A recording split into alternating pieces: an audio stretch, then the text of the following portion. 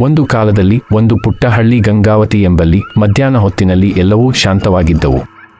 ಹಳ್ಳಿಯವರು ತಮ್ಮ ದಿನಚರಿಯನ್ನು ನಡೆಸುವಾಗ ಅವರ ಹತ್ತಿರ ಒಂದು ಬಹುದೂರದ ಹಳೆಯ ಬಂಗಲೊಂದು ಹತ್ತಿರ ಇತ್ತು. ಆ ಬಂಗಲಿಗೆ ಸಂಬಂಧಿಸಿದ ಹಲವು ಭಯಾನಕ ಕಥೆಗಳು ಹಳ್ಳಿಯ ಜನರ ಮುಖದಲ್ಲೂ ಕೇಳಿಸಿಕೊಳ್ಳುತ್ತಲೂ ಇದ್ದವು.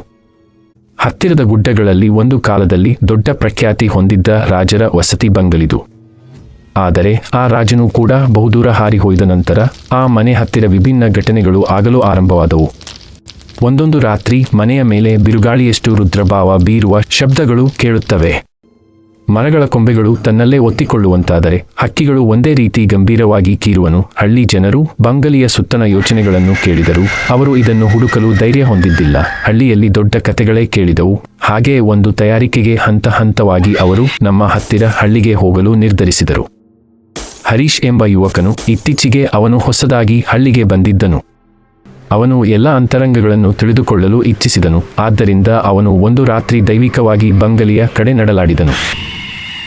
ಆ ಸಮಯದಲ್ಲಿ ಅವನು ಬಂಗಲಿಯೊಳಗೆಯೇ ಎಂಟ್ರಿ ಮಾಡಿದಂತೆ ಅವನು ಅಲ್ಲಿ ಅನೇಕ ವಿಚಿತ್ರ ಅನುಭವಗಳನ್ನು ಕಂಡನು. ಆ ಮನೆಗೂ ಅದರ ಕಟ್ಟಡಗಳಿಗೆ ಒಂದು ಹಗ್ಗತಿಯಾದ ಚಲನಾತ್ಮಕ ಶಕ್ತಿಯಂತಿರುವ ಕೆಳಗಿನ ಕೆತ್ತುವ ಹಕ್ಕಿಯ ಶಬ್ದವನ್ನು ಕೇಳಿದನು.